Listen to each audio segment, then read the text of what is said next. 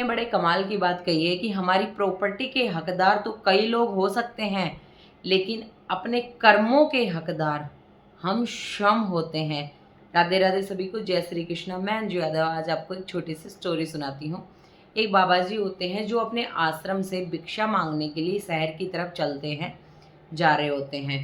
तो रास्ते में वो देखते हैं कि बहुत ही उमस का मौसम हो जाता है, फिर भी वो अपनी में मस्ती में मस्त भगवान का भजन करते हुए आगे चलते रहते हैं।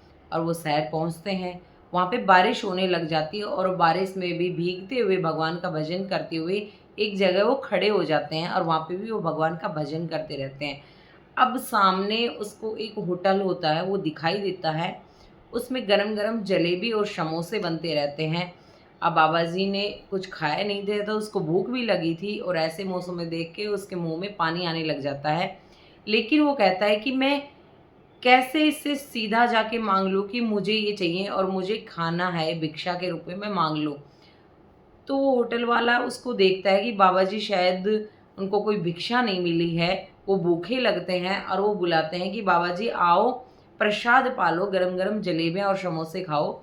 और वो उनको थाली लगा के दे देते हैं और बाबा जी अपने समोसे और जलेबियाँ खा लेते हैं और खा के उसको खूब सारा आशीर्वाद देते हैं कि तुम्हारे दिन दोगुनी रात चौगुनी उन्नति हो, तुम्हारे 1 से 4 दुकानें हो जाएँ। ये सब खूब सारा आशीर्वाद देख के वो वहाँ से निकल जाते हैं।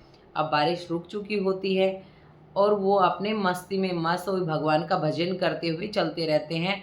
उनको इतना भी ध्यान नहीं रहता है कि मेरे आस-पास लोग भी चल रहे होते हैं। और जैसे हम बचपन में जब बारिश होती है, तो बचपन में गड्ढों में पानी भर जाता था ना, तो हम उछलते हुए चलते थे और पानी के छींटे लगते थे। अब बाबा जी भी उसी स्टाइल में चल रहे हैं और छींटे लग रहे हैं पानी के, उनको ये पता ही नहीं है। अब उनके पीछे पीछे एक न्यू मैरिड कपल आ रहा था। अब जैसे बाबा जी उछले गड्ढे में पानी में, तो पानी उनकी पत्नी को लग जाता है। जो लड़का और उनकी पत्नी होती है, न्यू मैरिड कपल होते हैं, उनकी पत्नी को लग जाता है वो पानी के छींटे और उनकी साड़ी खराब हो जाती है। अब लड़के को बहुत बुरी तरह गुस्सा आ जाता है और वो बाबा जी पे चिल्लाने लग जाते हैं। उनकी पत्नी भग के आती है और उनको कहती है, समझाती है उस लड़के को कि रहने दो, हम नई साड़ी खरीद लेंगे, इसको जाके धो लेंगे, इतनी कोई बड़ी बात नहीं है, तुम रहने दो।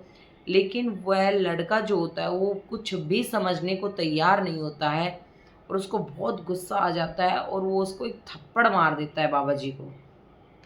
बाबा जी जैसे ही थप्पड़ खाते हैं, नीचे गिर जाते हैं। अब बाबा जी उठते हैं और ऊपर बादलों की तरफ देखते हैं और कहते हैं, वाह भगवान तेरी भी क्या लीला है।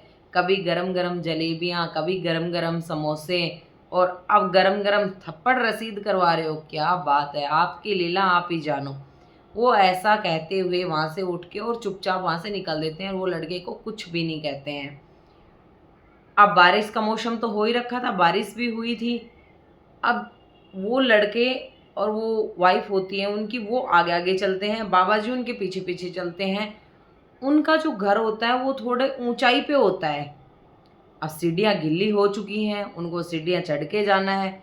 जैसे ही वो सीढ़ियाँ चढ़ने लगते हैं, उस लड़के का पैर फिसल जाता है और पैर फिसल के ते ही वो नीचे गिर जाते हैं और बेहोश हो जाते हैं। उनके सर में चोट, वो वाइफ़ होती है वो रोने लग जाती है, चीखने लग जाती है, चिल्लाने लग जाती है और लोगों को मदद के लिए बुलाती है और लोग उसकी मदद के लिए आते हैं और कहते हैं कि क्या हो गया, क्या हो गया? जब वो वाइफ़ कहती है कि ये शायद बाबा जी जो पीछे आ रहे हैं हमारे, उन्होंने श्राप दिया है मेरे पति को, क्योंकि मेरे पति ने उनको थप्पड़ मार दिया था और उन्हीं के श्राप के कारण ये गिर गए हैं और गिरने के कारण इनको चोट आ गई। अब उसी भीड़ में 3-4 लड़के खड़े हुए थे। वो जो 3-4 लड़के होते हैं, वो उन बाबा जी को जाके पकड़ लेते हैं और उनको बोलते हैं कि अच्छा, आपको पता है कि आपके श्राप देने से उनकी क्या हालत हो गई है? तब बाबा जी कहते हैं कि रुको 1 मिनट, मेरी बात सुनो। तुम्हें पता है उस लड़के ने मेरे साथ क्या किया है? मैं वहाँ से चल रहा था, तो जो उनकी यार है, यानी कि जो उनकी पत्नी है, उनके छींटे लग गए और उन्होंने मेरे थप्पड़ मार दिया। ठीक है, लेकिन तुम्हें एक बात नहीं पता है, अब मेरा जो यार है वो ऊपर वाला है और वो सब देख रहा है। उन्होंने मेरे थप्पड़ मारा, तो मेरे ऊपर वाले ने सज़ा के रूप में उनको ये दे दिया। मैंने तो किसी को कोई श्राप नहीं दिया है, अब मेरे ऊपर वाले ने जो किया है उसमें मेरी गलती थोड़ी ना है। तो वो जो 2-4 लड़के बाबा जी के पास गए थे उनको मारने के लिए, वो भी पीछे हट जाते हैं। तो कहानी तो यहीं ख़त्म हो गई है।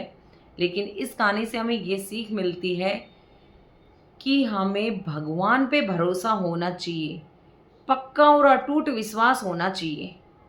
अपने विश्वास को डगमगाना नहीं चाहिए उनके ऊपर से।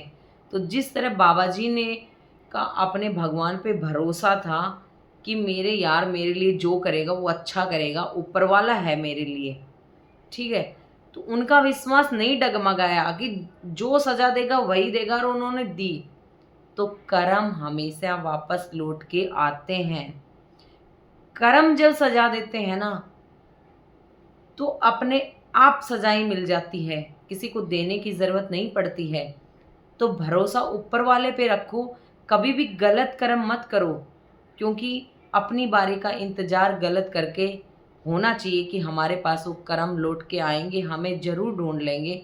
तो हमेशा अच्छे कर्म करो और भगवान पे भरोसा हमेशा बना के रखो। अगर मेरी स्टोरी आपको अच्छी लगी हो तो प्लीज़ लाइक शेयर कमेंट करना।